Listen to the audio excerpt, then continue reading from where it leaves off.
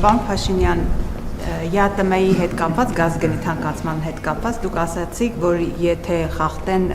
թանկացնեն, պայմանավորվածության խախտում կլինի։ Ես այդպիսի բան չասեցի։ Դա ասեք ինչպես։ Ես այդպիսի բան չասեցի։ Ես ասացի, որ ես այդ հարցը չեմ քննարկում, որովհետև մենք ունենք երկարաժամկետ պայմանագիր։ Երկարաժամկետ պայմանագրի խախտում կլինի, եթե այս պահին գազի գինը բարձրանա։ Ես ասացի, ես տենց սցենար չեմ քննարկում։ Ես ուրիշ բան ասացի, խնդրում եմ, ես ասացի, ո՞նց կարանք մենք խոսենք այն կանխավարկածում, որ բոլոր պայմանագրերը խախտելու են։ Ես այդ կանխավարկածով չեմ առաջնորդվում։ ԵԱՏՄ այս երկընտրանքի հետ կապված ինչը պետք է վճռորոշ լինի, պարոն Փաշինյան, որ դուք որոշեք, որ մենք կամ ԵԱՏՄ-ում ենք մնում, կամ գնում ենք ԵՄ, որովհետև դուք ասում եք դեռ ժամանակ ունեմ, բայց Ռուսաստանի նախագահի հայտարարությունը հենց դրա մասին էր, որ դուք պետք է ընտրեք։ Հիմա մեզ համար ո՞րն է վճռորոշ էական լինելու, ինչով ենք մենք առաջնորդվելու այստեղ կամ այնտեղ մնալու հետ կապված։ Երկրորդ, դուք արդյոք համաձայն եք, որ Հայաստանը Ադրբեջանի անվտանգության երաշխավորն է այնպես, ինչպես Ադրբեջանն է Հայաստանի անվտանգության երաշխավորը։ Այս միտքը ազգային ժողովի նախագահինն է։ Ես ուղղակի ուզում եմ հասկանալ, դուք եք համաձայն դրա հետ։ Եվ հիմնական հարցը, պարոն Փաշինյան, օրերս ձեր թիմակիցը Հայկ Սարգսյանը իր նախագծի քննարկման ժամանակ, երբ որ տապալվեց, նա ասաց, որ խմբակցությունում քննարկում է եղել եւ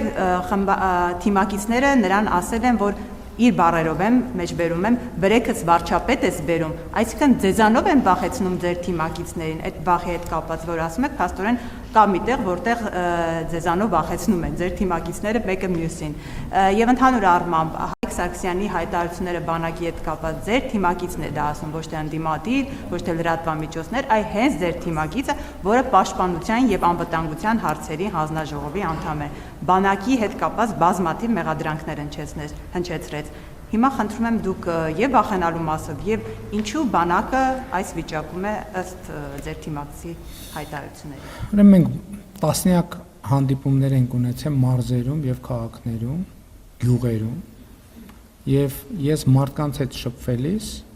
ստիպված եմ եղել տասնյակ անգամներ հրավիրել, որովհետեւ պարոն Պապիկյանն էլ իր հերթին է շփումներ ունենում պարոն Պապիկյանին, որովհետև տասնյակ, եթե չասեմ հիմա թիվը չխառնեմ,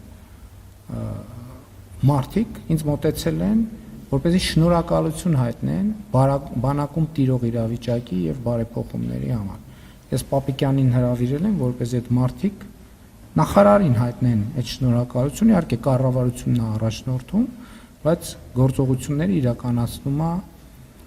նախարարը եւ պիտի արձանագրեմ, որ Հայաստանի բանակը եւ սննդի, եւ հագուստի, եւ սպառազինության, եւ բարոյահոգեբանական վիճակի, եւ պաշտպանունակության առումով երբեք այսպիսի լավ վիճակում չի եղել։ Մնացածը ով ինչ քաղաքական նկատառումով կասի, ինձ համար կարևոր են զինվորները, նրանց ծնողները եւ նրանց ծնողների արձագանքը։ Բայց դա չի նշանակում, որ բանակում խնդիրներ չկան։ Աշխարհում տենց բանակ չկա, որտեղ խնդրեմ չկա։ Աշխարհում տենց երկիր չկա, որտեղ խնդիրներ չկա։ Բայց Հայաստանի Հանրապետության անվտանգության խորհուրդը եւ կառավարությունը, պաշտպանության նախարարությունը ընդունել է բանակի կերպափոխման տեսլականը, եւ այդ տեսլականը ռազմավարությունը հայեցակարգը քայլ-քայլ իրականացվում է եւ իրագործվում է։ Այն մնացած հայտարարություններին ես անդրադառնալու կարիք չեմ տեսնում, որովհետև երբ որ փորձում եմ հայտարարությունների շուրջ պարզաբանումներ ստանալ, պարզվում է այդ հայտարարությունները հնչել են, ինչ որ բան սխալ են հասկացել, հետո պարզվել է, որ ինչ որ բան նեն չի, հետո պարզվել է, որ իրականում ինչ որ ասվել է տենց չի, այլ բան, որ մարդիկ ովքեր հայտարարություն են անում, հետո պարզվում է, որ այդ հայտարարությունը սխալ փաստերի վրա է հիմնված լինեն, պետք է ունենան նույնքան քաղաքական կամք կանգնելու ասելու ժողովուրդ ջան, գիտեք ինչ, այդ փաստը, որի մասին ես խոսում եմ, պարզվեց, որ դա այդքան էլ այդպես չի։ Եթե այդպես է, խոստովանենք, որ այդպես է, եթե այդպես չի, խոստովանենք եւ որ այդպես չի։ Եվ ելի եմ ասում, կարող են նաեւ լինել ընդհանրապես խնդիրներ կան, շատ կան խնդիրներ։ Բոլոր ոլորտներում էլ կան խնդիրներ։ Այդ խնդիրները լուծվում են, բայց էլ եմ ասում, մի խնդրեմ լուծում ես, դա շարունակում պետք է պատրաստ լինես 3 խնդրի հայտ գալու։ Եվ դա բնականon process է, դա զարգացման process է, եւ դուք ինչա բանակը կտեսնեք, համոզված եմ մայիսի 28-ին եւ ձեր գնահատականները կտակ։ Ինչա տեղի ունեցել բանակում, ինչա փոխվել բանակում, փոխվելա թե չի փոխվել։ Ադրբեջանի եւ Հայաստանի հետ կապված ես ասել եմ, որ անվտանգության ամենահուսալի երաշխիքը խաղաղությունն է։ Դա այդպես է թե Ադրբեջանի, թե Հայաստանի, թե Վրաստան եւ բոլոր երկրների համար իմ կարծիքով, չնայած դա իմ իրավասությունը չի եւ ես իմ չեմ կարող իրավունք վերապահել,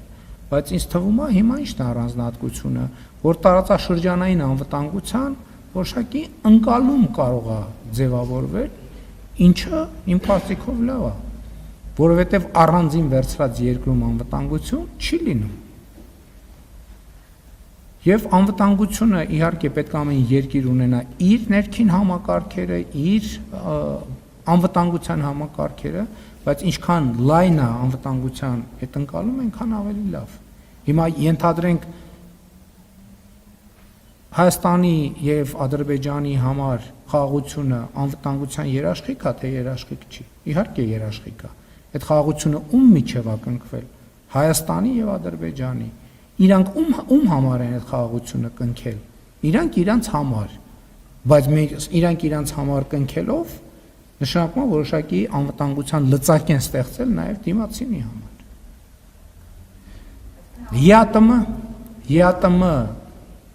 ԵԱՏՄ ասիկ որն է այն պահը, որ ես պետքա որոշեմ։